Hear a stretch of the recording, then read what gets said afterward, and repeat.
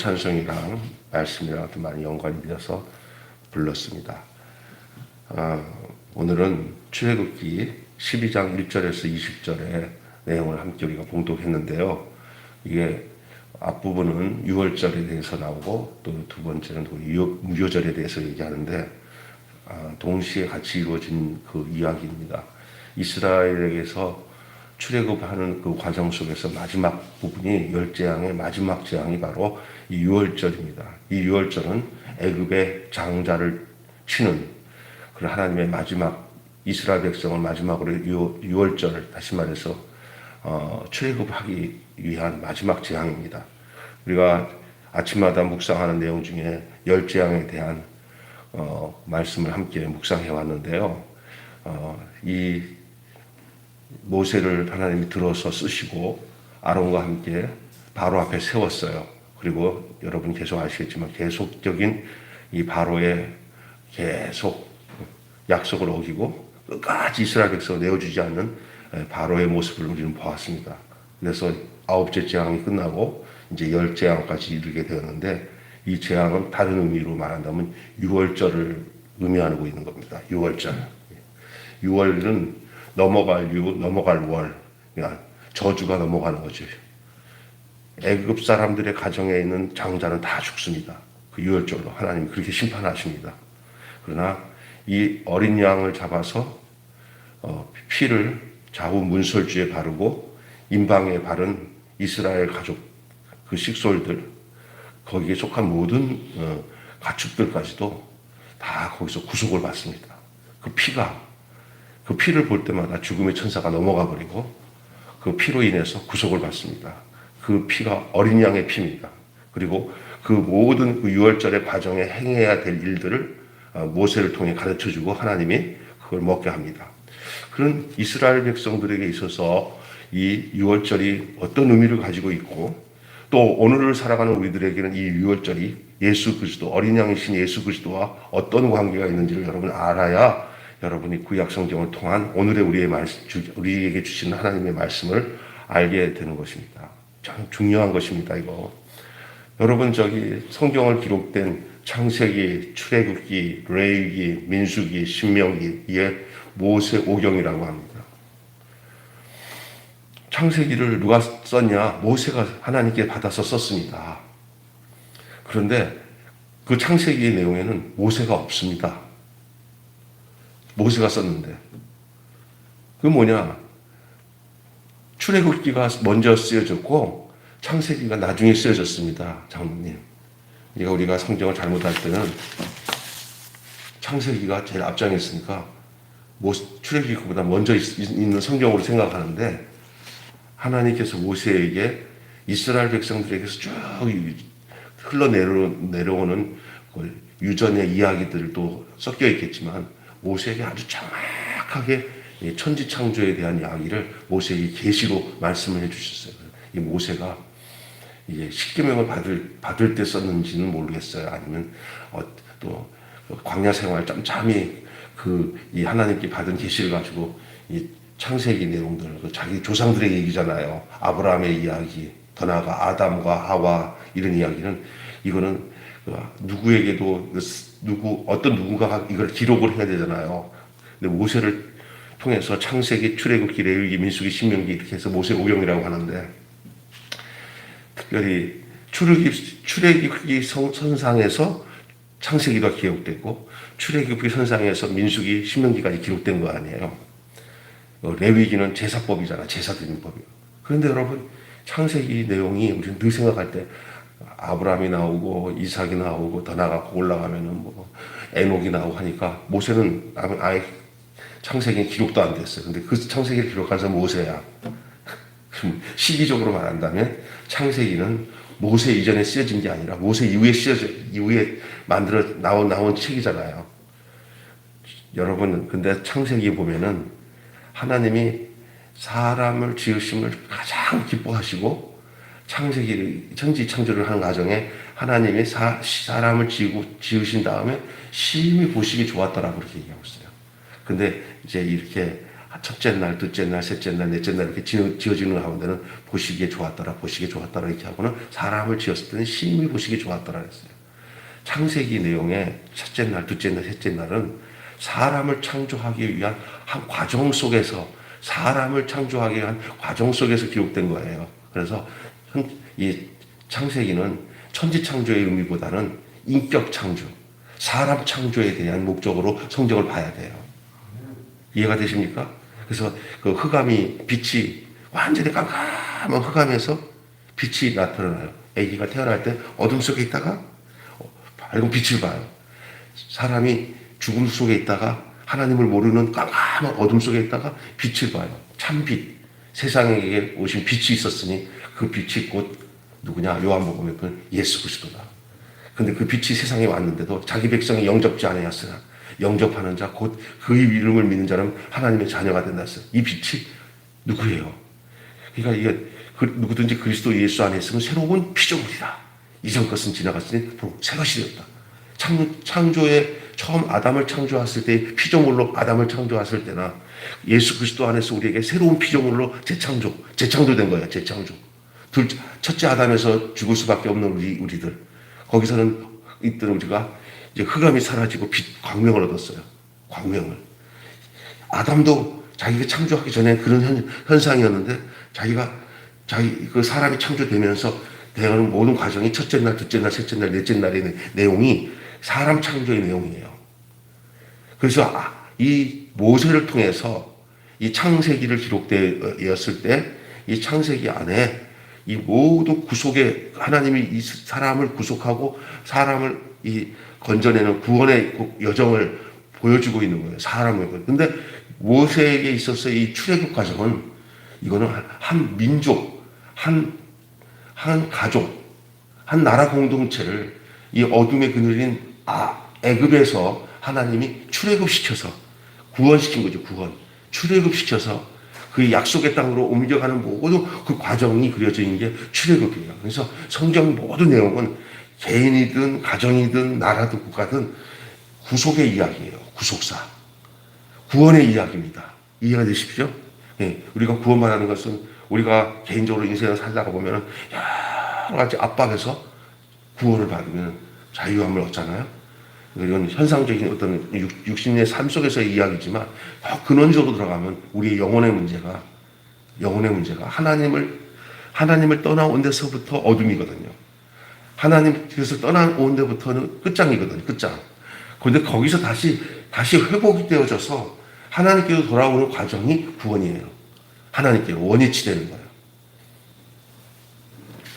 그런 의미에서 이 모세는 지금 제가 얘기하는 그 모든 과정을 가지고 이 모세오경을 기록했고, 그래서 창세기가 존재하고 또 출애굽기가 이제 진행되는데, 이스라엘 백성들이 요셉이 죽은 후에 어떻게 하면 새로운 왕조가 생기면서 이 애굽 땅에서 왕족처럼 귀족처럼 지냈어요.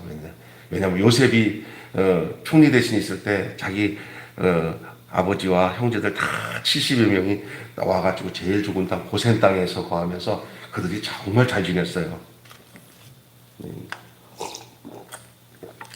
그곳에서 특별 지역으로 잡아가지고 애굽의 문화나 애굽의 사람들에게 섞이지 않고 저들은 하나님을 경외하면서 거기서 목축업을 하면서 일부러 목축업을 한 이유도 뭐냐면요, 하나님께 제사 드리려고.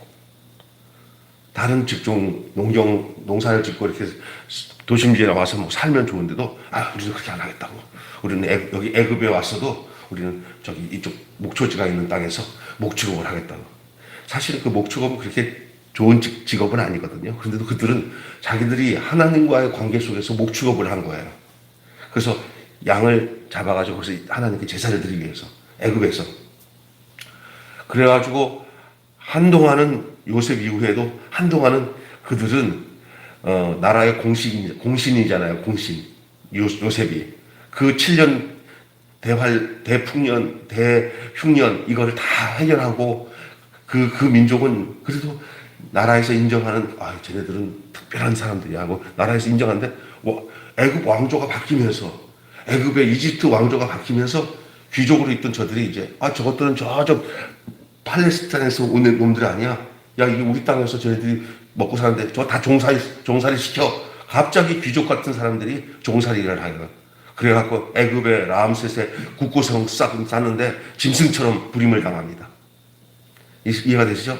그렇게 세월이 지났어요. 한 애굽에 온 지 한 400년이 지난 그 즈음에 이스라엘 백성들이 하나님 앞에 그 신음소리가 하나님 앞에 상달했다고 했어요. 모세가 출애굽기 기록한 표현이에요. 그들의 하나님이 권념하셨더라.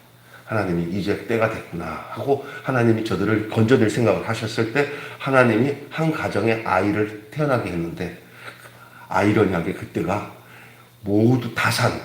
아니 히브리 여인들은 그렇게 노동을 하고 남자들도 일을 하는데 하여간 그냥 생식 능력이 좋아서인지 집집마다 응아 하고 아기를 그렇게하는 거예요. 근데 애굽 귀족 가족 그 귀족들은 안 나. 그러니까 자꾸 그 인구가 늘어나면은 무서운 거예요.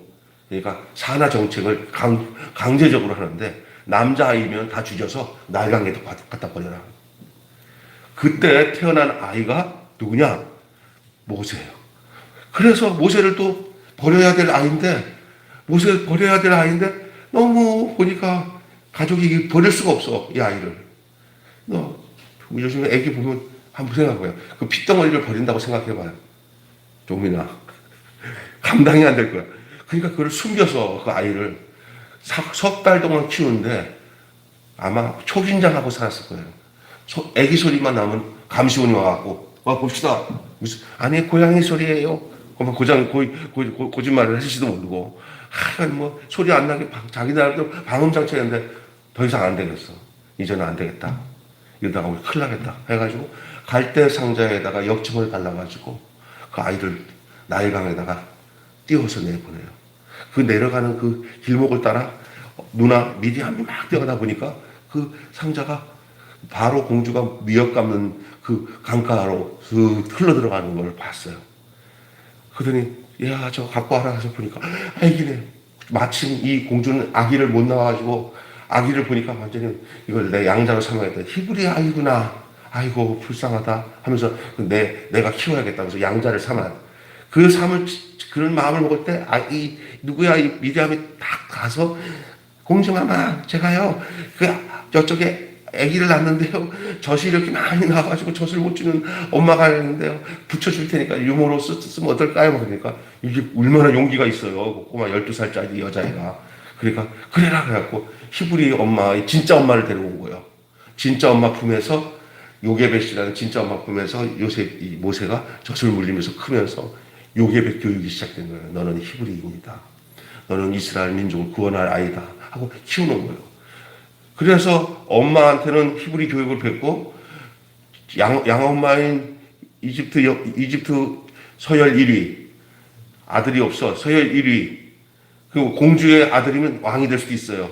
이집트 왕자예요. 영화도 이집트 왕자 나오잖아요. 이집트 왕자예요.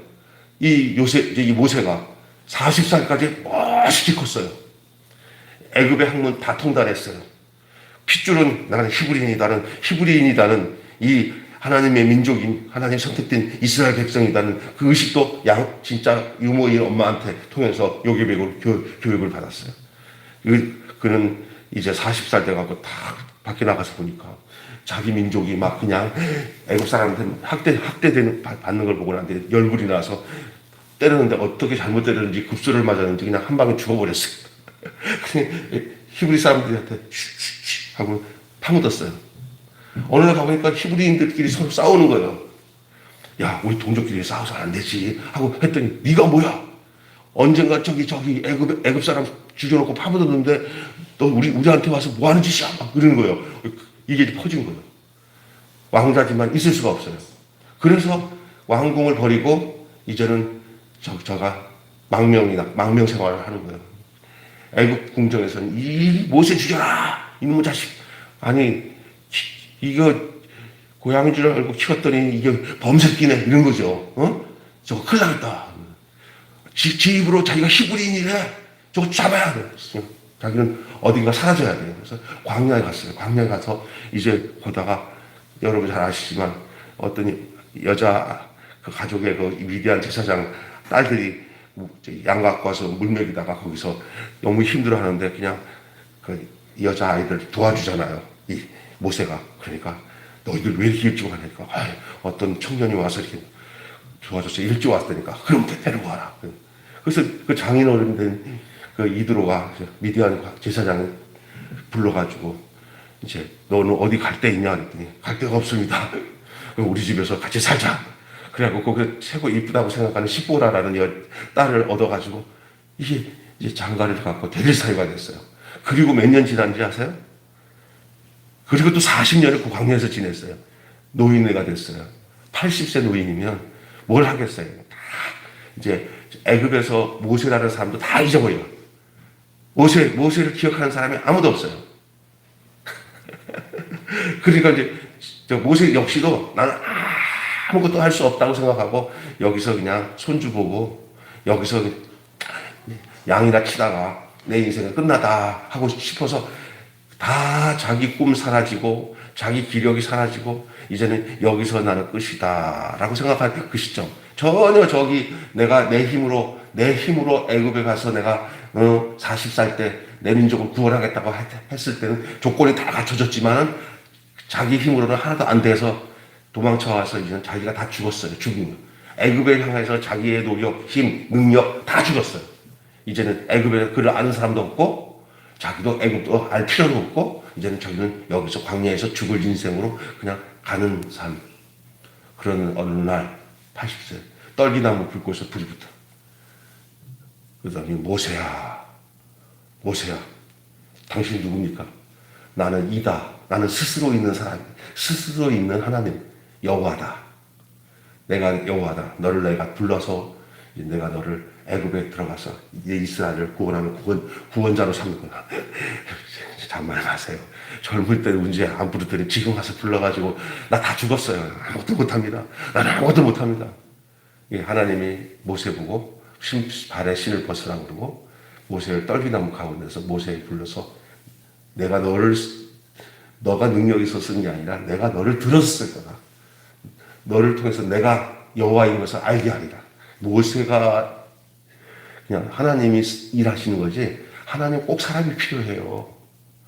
그러니까 하나님이 그냥 할 수도 있어요. 하나님 언제든지 자기를 표현할 수 있는 형상을 갖고 있는 사람을 써야 돼요.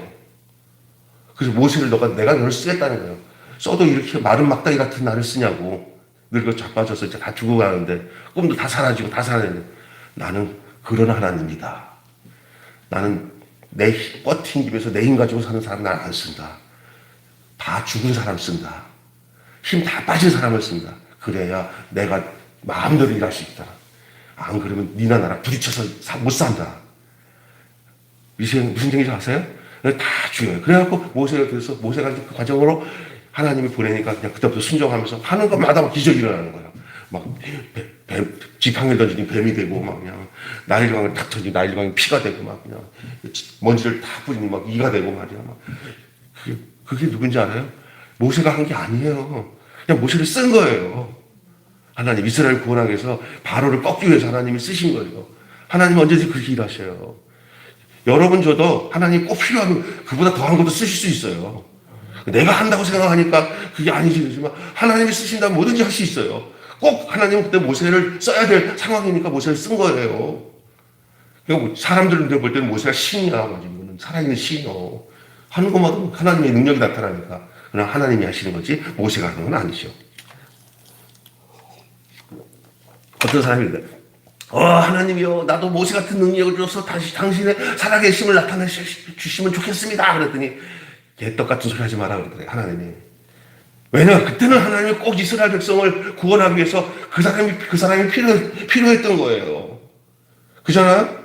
근데 지금은 그럴 필요도 없는데 아무나 해줘요. 그러면 하나님 마음대로 구한 대로 줬다 맞다 그렇게 하시는 하나님인가? 왜 예수님을 보냈어요? 예수님을 통해서 이 세상을 구원할 수 있을 그 존재로 하나님 보내신 거예요. 예수님도 사람으로 오셨잖아요. 완전한 사람으로. 거기 당신이 그 형상 있는 그 사람 속에 들어가셔서 예수님 안에 들어가셔서 당신의 능력을 나타낸 거지 사람으로서는 예수님 똑같이 모세랑 똑같은 사람이에요. 오늘 우리도 마찬가지예요. 우리를 너무 경화시키지 마세요. 하나님이 우리의 가지고 있는 육신의 형상 속에 우리 안에 들어오셔서 큰 일이든 작은 일을 표현하면서 우리 속에서 하나님이 표현되기를 원하는 거예요. 이해가 되세요? 그것을 창세기에 사람을 지을 때 형상과 모양으로 지었다고 얘기하는 겁니다. 이 모세가 이렇게 하나님 부름받아서 10장을 다 하고 난 뒤에 오늘 얘기를 하려고 해요. 이제 10장 때가 유월절이라는 거예요. 오늘 찬송 그랬죠. 주 십자가를 지심으로 죄인을 구속하셨으니 그 피를 보고 믿는 자는 주의 진노를 면하겠네. 내가 그 피를 볼 때 내가 너를 넘어가리라. 유월절 어디냐? 유월절 그 피로 유월절. 왜 예수님의 십자가 얘기를 할 때 왜 이 유월절을 얘기합니까? 똑같은 얘기예요 지금요. 이스라엘 역사 속에서 오늘 우리의 실존, 우리의 상태를 알려주려고 하는 그 내용이 이 유월절이에요. 그래서 여러분이 이 유월절은 어떤 의미에서 유대인들, 특별히 이스라엘 백성들에게 있어서는 이 유월절은 어떤 의미를 가지냐? 이스라엘 백성의 생일과 같아요, 생일. 이제 본격적으로 하나님이 그 애굽 땅에서 건져냄으로 이 민족적으로 이제 그 국가적으로 이게 국가적 생일이에요, 완전히. 우리에게 일제 시대에게 지배당하다가 8월 15일 되면은 다시 만져보자 하면서 이 광복절이 얼마나 힘들어요. 이 우리나라의 광복절과는 상상할 수 없는 얘기예요. 400년 가까이 애굽 땅에서 그렇게 노예로 지내다가 하나님 이스라엘 백성을 모세를 통해서 이스라엘을 구원했던 이 유월절은 이제 광야 생활을 또 40년 거쳐요. 넉 달이면 들어갈 땅을 40년 동안 뺑뺑 돌려요. 이 광야에서. 그리고 나중에 원래 있었던 아브라함과 이삭과 야곱이 그 약속의 땅으로 있었던 그 팔레스틴 땅, 그 약속의 땅으로 들어가는데 광야 생활 40년 거쳐서 들어가요, 나중에. 이 모든 여정에 모세가 이제 그들을 인도해 가는데 그 첫 번째 단계가 뭐냐면 애굽 땅에서 홍해를 건너서 출애굽하는 거. 이 출애굽하는 마지막 재앙, 진짜로 나올 수 있는 마지막 재앙이 피를 보는 거였어요. 피를. 너 좀 피 좀 보겠냐, 벌레? 너 피 좀 보겠니? 뭐야? 하나님이 바로 보고 놈 자식 진짜 말 안 듣네. 그렇게 재앙하면 말 들어야지, 자식아. 난 그건 다 알고 있었다. 네 말 안 들을 줄. 네가 피 좀 봐야 정신 차릴 거야. 하고 피를 본 게 애굽의 장자를 치는 장자를 치는 거예요. 집집마다 애굽집에서 곡소리가 나는 거예요. 아이고. 아니, 집집마다 곡소리 나는 게 아니라 애굽에 속해 있는 모든 생명체는 다 첫 것은 다 죽어요. 첫 것은. 그러니 그때서야 이 바로가 학을 뛰는 거예요. 애굽에 있는 모든 이 재물도 다 줄 테니까 니들 빨리 나와라. 제발 니네들 있다가 우리 죽겠다고 내보내는 거예요. 신앙생활은 내 거 자랑하는 게 신앙생활이 아니라 하나님이 얼마나 무서운 것을 아는 게 신앙생활인 줄 믿습니다. 그냥 그냥 어떤 면에서는 나중에는 이 재앙이 끝나고 난 뒤에는 이 바로나 이 애굽 백성들이 막 이스라엘 백성을 쫓아내다시피 나가라는 거예요. 니네들 있다가 우리 죽겠다고 나가는 거예요. 누가 하신 겁니까? 이스라엘 백성이 잘한 겁니까? 모세가 잘해서 그랬습니까? 아니에요. 하나님의 강권적인 역사예요. 여러분, 죄악 세상에서 구원받아 하나님의 백성이 되고 하나님을 인식하고 하나님의 백성으로서 그 생명으로 주님이 주신 하나님 나라 생명으로 하나님의 생명이 내 안에 있어서 그리스도 안에서 연합이 되어서 그 생명으로 살아가는 그것이 우리 힘으로 절대 안 됩니다. 하나님 그 생각을 바꾸고 그 환경을 바꾸고 그 마음가짐을 바꿔서 하나님이 이끌어내지 않으면 하나님께로 올 자가 아무도 없는 줄로 믿습니다. 그렇습니다. 장로님도 여기 앉아 계시지만 아이고 나는 원래부터 원래 교회 다닐 수 있던 사람이 아닙니다. 그 많고 많은 사람들 중에 그리스도가 연합이 되어서 어린 양의 신 예수 그리스도가 나를 위해서 피 흘려 죽으신 그 사실 속에서 이게 우리가 정말 영적 이스라엘 백성으로서 예수 그리스도 안에서 우리가 그 민족 그 백성이 되어서 존재하고 그래서 하나님을 예배하고 찬양할 수 있는 그 사람으로 산다는 것은 우리의 힘으로 된 게 아니라 하나님이 이스라엘 백성들을 강권적으로 이끌어내서 애굽에서 탈출시킨 것처럼 우리도 이 세상에서 예수 그리스도로 말미암아 우리를 탈출시켜 주신 것을 여러분 아셔야 됩니다. 하나님이 하셨잖아요. 모세를 통해서 이스라엘 백성을 구원하듯이 예수 그리스도를 통해서 우리를 그 사탄 같은 바로 같은 사탄의 세력에서, 그 어둠의 세력에서 우리를 건져내신 거예요. 당신의 나라로, 당신이 원하는 하나님 나라 백성의 곧 존재로 우리를 바꿔놨어요. 유월절은 이스라엘의 생일이에요. 근데 이 유월절은 오늘 우리에게 뭘 의미하는 거예요? 그게 예수 그리스도 안에서 우리 자신들을 말하고 있는 거예요. 하나님이 이렇게 하셨구나. 출애굽하는 달을 이스라엘 달력의 첫 달로 삼으라는 거예요. 그래서 애굽으로부터의 해방은 이스라엘의 새로운 출발입니다. 그들의 자유는 거짓 자유로부터 해방이면서 새로운 주인과 새로운 생명을 얻는 거예요. 새로운 생명을. 바로 밑에서 연명하던 삶이 이제는 너희들은 저 바로가 너희들을 지배하는 생활이 아니라 완전 해방이다. 너희들은 이젠 자유인이다. 너희들은 이제는 눈에 보이지 않고 귀에 들리지 않고 손에 들리지 않지만 이 천지를 창조하신 만군의 여호와 하나님의 이끄심을 당하는 그러한 민족이다. 그래서 하나님을 왕으로 삼고 하나님을 임금으로 삼고 끌어가는 거예요. 눈에 보이지는 않아요. 하나님은 모세를 통해서 그 지도력을 주셔서 모세를 따르면 곧 나를 따르는 거라고 인정하시고 이스라엘 백성을 건져내신 겁니다. 새로운 생명이 시작된 거예요. 새로운 삶이 시작된 거예요. 자유가 없는 생명은 죽음과 같습니다. 생일은 어떤 거냐? 생일은 생명을 주신 날이에요. 이 생일은 바로 자유와 사랑을 만나는 날이 바로 생일입니다. 이 유월절은 그런 의미에서 예수 그리스도의 그림자라고 할 수 있어요. 그러니까 구약에 나타난 이 유월절은 앞으로 이 땅에 오셔서 양으로서 피를 흘려 유월절의 특징이 뭐냐면은 양을 잡는 거예요. 양을 잡아서 그 피를 받아가지고 집집마다 임방에다가 뿌리고 문설주에 뿌려요. 그리고 뭘 먹냐면요, 고기 그 양 잡은 고기를 그 식구대로 이렇게 개수를 해가지고 그때 같이 그 양을 먹는 거예요. 그 양고기를 먹는 거예요. 제물로 바쳐진 양고기를 먹는 거예요. 예수님이 내 살을 먹으라, 내 피를 마시라. 이스라엘 백성들에게 있어서는 그 유월절의 유월절의 양이 바로 예수 그리스도라는 것을 저들이 알고 했는지 모르고 했는지만 나중에 시간이 지나서 이제 예수님이 이 땅에서 진짜 사람이신 어린 양, 하나님이 진짜로 전 인류를 이스라엘 백성이 애굽 땅에서 구원되는 그것은 하나의 그림자예요. 예수 그리스도는 그 죽은 어린 양을 말하고 있는 거예요. 그리고 그 어린 양이신 예수 그리스도가 십자가에서 죽으시고 피 흘리신 그 범주 안에, 그 굴레 안에, 그 소속 안에, 나도 맞습니다. 내 문설주와 임방에 피를 바르고 내가 그 양을 먹는 사람은 구원을 받는다는 것은 그리스도 안에서 생명을 얻는다는 거예요. 그의 나라가 되는 거예요. 예수님의 그림자가 유월절입니다. 구원의 날에 어린 양을 문설주 임방에 바른 그 집마다 재앙이 넘어가요. 구원을 받습니다.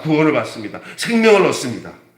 그들은 구원 양고기와 애굽에서 그 가혹한 종살이로 고통을 떠오르면서 그들은 그날 쓴나물을 먹고 살았어요. 이게 뭐냐? 이 유월절은 예수 그리스도의 죽음과 그의 부활을 보여주고 있는 상징, 표징 이거예요. 그냥 구약의 모든 이야기들은 신약에 이루어질 예수 그리스도로 인해서 이루어질 그 이야기들을 구약에는 그림자로 보여주고 있는 거예요. 우리가 그래서 역추하는 거죠.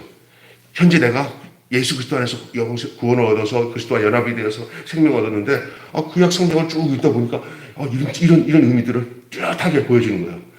그림자를. 그게 그림자예요. 그게. 구약 사람들은요, 자기들이 알지 못하는 짓을 하고 살았을 수도 있어요. 이게 무슨 의미야? 이게 양을 잡아. 근데 나중에 보니까 우리들을 위해서 저들이 그런 일을 하고 있었던 것이고 그 구속의 그림자로 살았던 거예요. 나중에 이제 본체가 딱 왔는데 그게 바로 예수님인 거예요. 그 모든 제사의 그림자가 본체가 예수님이고 그 죽은 양들의 모두 본체가 예수님이에요. 예수님이 자신을 요한계시록에 어린 양이라고 합니다. 어린 양. 그리고 예수님이 십자가에 죽는 고난주간이 무슨 주? 유월절 기간이었다고, 유월절. 때마침. 모든 것을 이것을 성취하기 위해서 그 수천 년 전의 이야기들이 진행되고 있었고요. 그렇게 진행돼서 예수 그리스도 안에서 얻어지는 게 뭐냐? 바로 우리의 구속이에요. 우리가 그 하나님이 보내신 그 아들, 육신으로 이 땅에 오신 예수 그리스도 안에서 우리가 십자가에서 연합이 되어서 거기서 우리가 생명을 얻는 거예요. 그것이 기독교, 우리 이 신앙, 생명을 주는 이 생명의 말씀이 진수예요. 근데 잘 모르죠, 사람들이. 잘 증거를 못 해요. 잘 증거를 안 해요. 안 믿어져요. 근데 이 방법으로 하나님은 인류를 소속을 바꿨어요, 소속을. 애굽 밑에 있던 소속을 이제는 자유인이 되게 하시고. 여러분, 그래서 그냥 애굽에서 종로를 하면서 주는 거 먹고 사는 게 더 편할 수도 있어요. 근데 이제 순례자를 길을 걸으며 약속의 땅으로 가는 과정은 안 하던 것을 더 할 수도 있어요. 교회도 안 가도 되는데, 왜 교회 가야 되냐? 안 하는 것도 돼요. 그냥 자유를 위해서는 그 수고로움이 하나도 수고로움이 아니에요. 그냥 사탄에게 잡혀가지고 살다가 죽으면 되지. 편할 수 있어요. 또 일을 하나 더 만들어서 주일날 또 교회 나와서 예배도 드려야 되고 성경도 봐야 되고 이런 것들이 너무 힘들어. 뭘 모르는 거예요. 자유를 얻는데 뭘 그게 수고로움이에요. 뭐가 힘들다고 그래요? 생명을 얻는데 그 수고로움이 뭐가 힘들다고 그래요? 뭘 모르는 거죠. 몰라서 그러는 거죠. 안다면은 몇 가지 더 해도 괜찮아요. 이게 저들에게서 노임받은 게 얼마나 해방인데요. 우리는 정말 이제 근원적으로 저기가 끝났어요. 이제 홍해 건너서 갈 필요도 없어요. 애굽은 아니요. 세상은 아니요. 그리고 살아가는 거예요. 앞으로는 어떻게 살아요? 나를 인도하신 하나님이 나의 앞으로도 인도하실 걸 믿고 모세의 인도 따라 이스라엘 백성이 광야길을 간 것처럼 오늘 우리도 마찬가지인 줄로 믿습니다. 눈에 보이는 거 없고 귀에 없어도 그렇게 따라가는 거예요. 구약의 모든 이야기가 이제 우리를 통해서 그대로. 그래서 잘 들으셔야 돼요. 성경을 통해서 이렇게 성경을 해석하려고 하지 말고 성경 말씀이 내 존재를 해석할 수 있게 돼야 돼요. 구원받은 나, 영생 얻은 나를 성경이 나를 해석해 준다니까. 우리는 안 그렇죠. 이 성경을 쫙 연구해서 그 내용 가지고 내가 여기서 진리를 발견하고 생명을 발견해야 돼.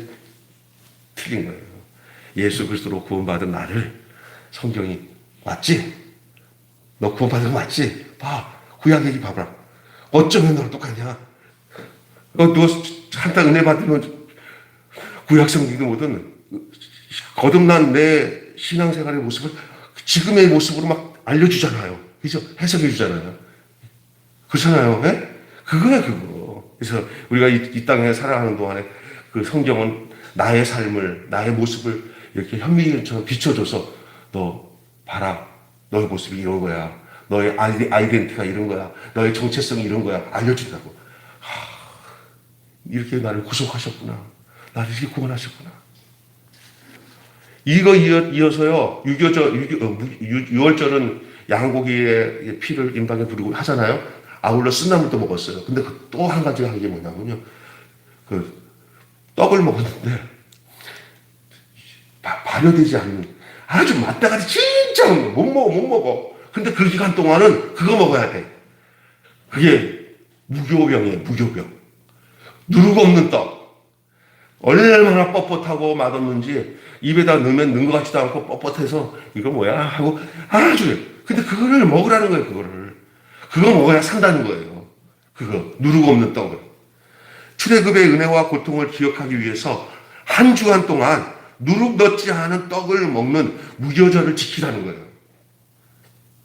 무교절을 지키면서 우리도 뭐를 기억해야 하냐면 이렇게 맛없고 이렇게 고통스러운 이 먹는 행위인데 그게 뭘 말하고 있냐면 이 땅에 살아가는 동안 맛없는 인생의 과정들이 고난이에요.